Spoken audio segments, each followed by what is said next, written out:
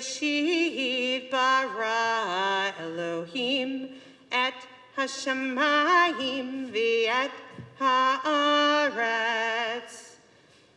That's how it begins. God sets out to create the world.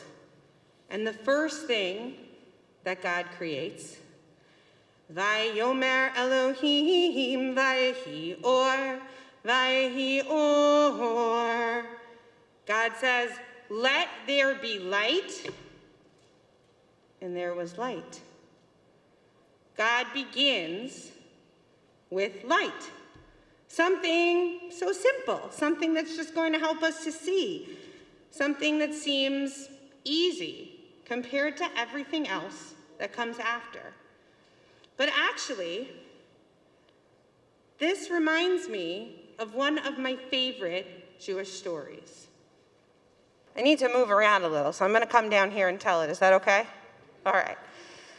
So once upon a time, there were two parents who were getting ready to decide which of their children was going to inherit all of their property. And they had a lot of stuff, but they didn't know which of their three children they should give it to. Now, as someone who has three children, I know how difficult it can be to choose amongst your children, right? It's very difficult, very, very difficult.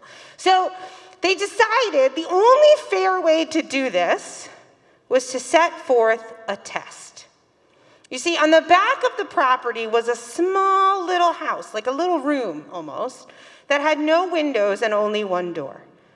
And so the parents said to their children, "My children, we will give you 2 days. And in those 2 days, you're going to gather as much as you can to fill that room from wall to wall, from ceiling to floor. Fill it completely, wall to wall, ceiling to floor. You have 2 days." Well, you see, so the first child thought and thought and thought and thought and thought and didn't know what to do. And they thought and they thought and they thought and they thought. And finally, it occurred to this child that something easy that they could get a lot of, that would fill a lot of space, would be balloons. So they went to the store and they bought as many balloons as they could and a few air tanks to fill them up, because I can't fill that many balloons. Can you? I don't know. And they carried all those balloons and all that air tank all the way back. And they blew up balloon after balloon after balloon after balloon after balloon to get ready to fill the room. And after 2 days, when it was time, the child took all of the balloons and stuffed them in one at a time, trying to push them into the room. And then stood back, hoping that none of them flew out the door, with their parents, and looked. And the parents said, "My child, you've done such a beautiful job. You really have stuffed this room full of balloons. But you see, we asked you to fill the room from wall to wall, from ceiling to floor, and what's in between those balloons? A little bit of space. You see, there's a little crack over there, and a crack over there, and a crack over there, and a crack over there. So while you have done an excellent job, child, our favorite, lovely child, favorite first child, I'm sorry, but the room is not full." Which left a chance for the second child.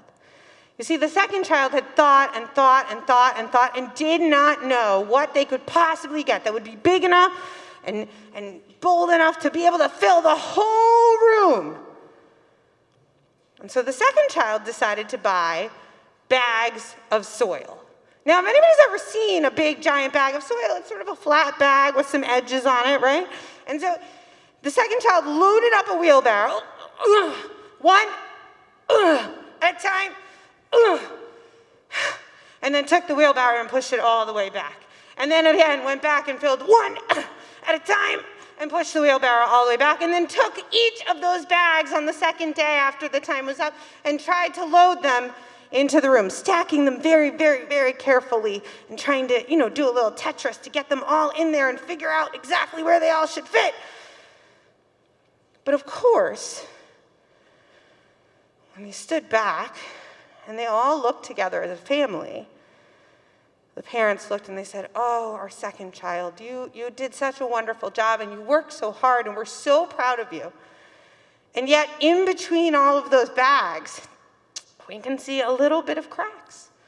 So you have not filled this room from wall to wall, from ceiling to floor." The third child didn't do anything. The third child sat down and just thought for a whole day, and thought all through the night, and watched the stars, and just thought and thought. As the sun came up in the morning, the third child had an idea. The third child walked to the store and came out of the store with just a little bag. And the third child walked straight over to the room and stood there on the second day with just the little bag. Now, the other two children looked at their sibling and they laughed a little. "That's ridiculous. There's nothing in there. How will they fill the room from wall to wall, from ceiling to floor? How is that possible?" And when it came time for the third child, they went in the room and they asked their parents and their siblings to come in with them.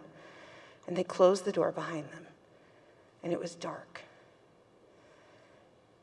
And for a second, they heard some noise. And then the spark of a match. And the whole room filled with light. And the parents looked at their child and smiled and nodded. You see, it didn't take balloons or soil or any other big objects. It took something simple. It took the first thing that God created, light, to fill an entire space.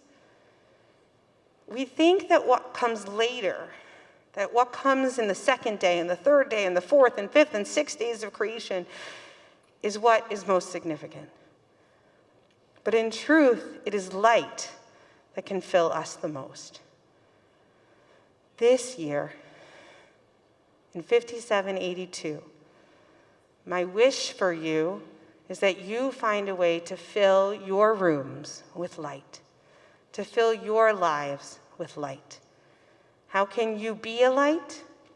And how can you fill other spaces with light? Shana Tova.